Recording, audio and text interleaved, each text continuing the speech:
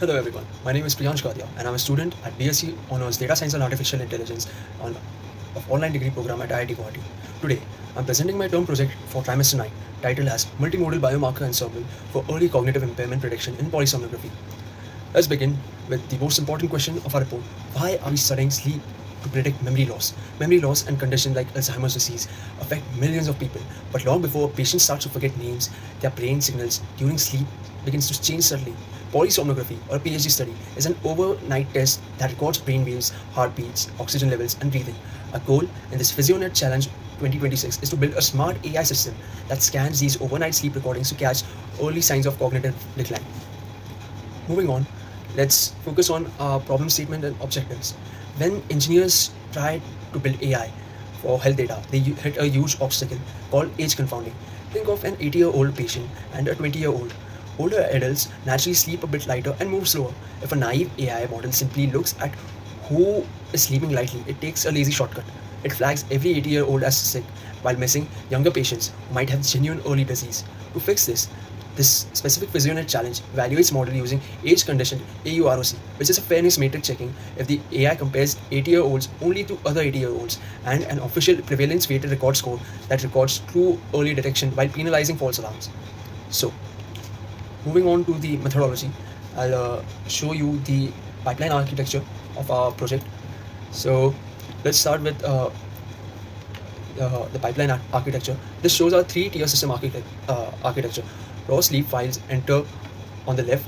We process them through tier 1, sleep stages and hypnogram graphs. Tier 2, which is raw heart, brain waves and breathing signals. And finally tier 3, our age band and age band relative grader. Then a three-tier doctor ensemble predicts the patient risk. Let's actually open the code and see how each function works step by step. Over here, we have our first code, which is called the team code.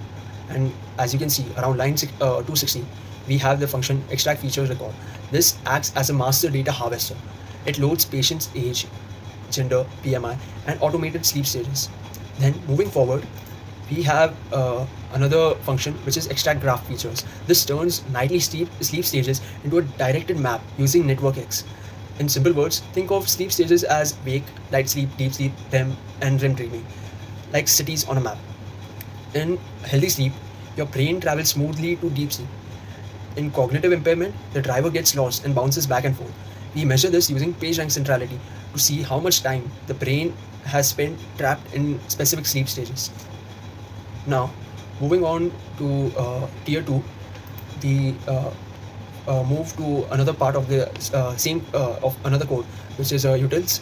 Over here, you can see this function fast ECG peaks. We are now going to directly look inside the raw physiological changes. So fast ECG peaks filters raw ECG signals in 0.001 second to measure heart rate stability.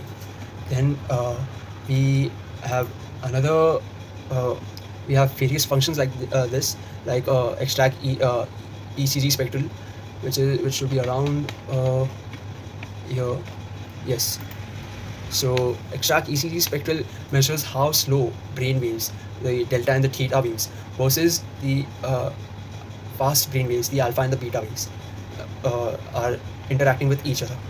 Then moving down, we have compute back fast function. During sleep, slow delta waves and fast sleep spindles play together like a musical duet. While the drum beats slow, the guitar picks a high note. If the guitar plucks randomly out of rhythm, the phase coupling drops, which is basically over here a major early sign of brain cell damage.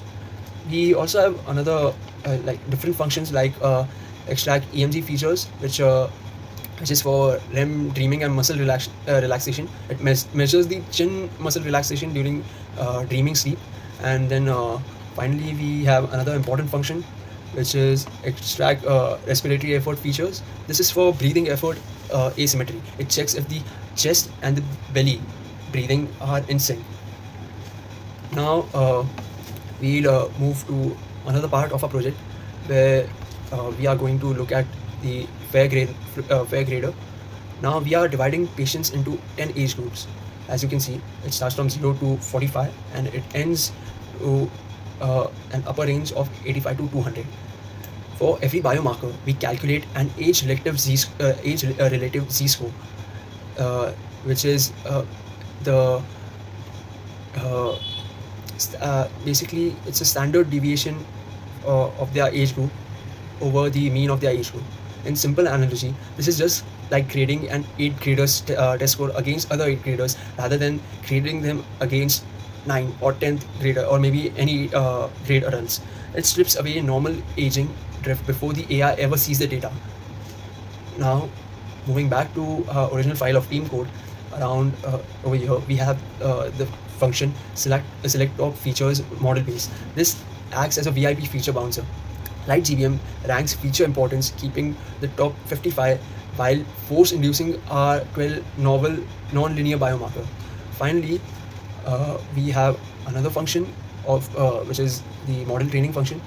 It should be right around here. Yeah. So this function builds a 3-doctor committee ensemble. In technical terms, it has 45% of light GBM, 45% of XGBoost, and 10% of logical regression.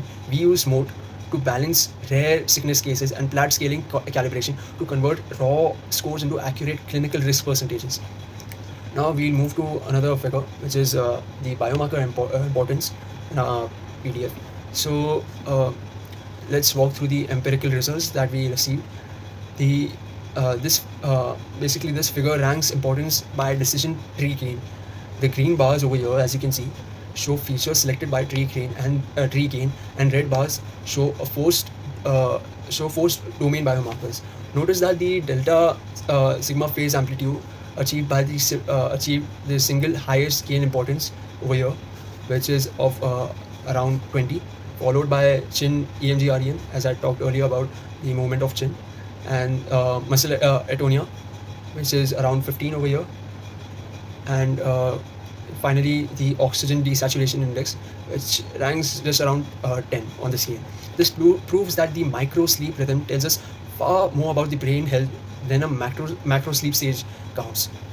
Now we'll move to another figure, which is the gamma curve. The horizontal axis shows age bias penalty factor, and the vertical axis it shows the out of fold age condition AUROC.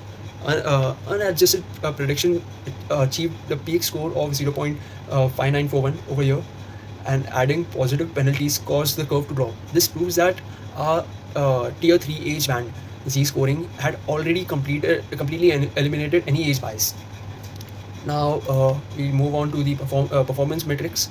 So over here you can see the final evaluation of the 20% unseen holdout validation set of 221 records. So the I forgot to mention this earlier.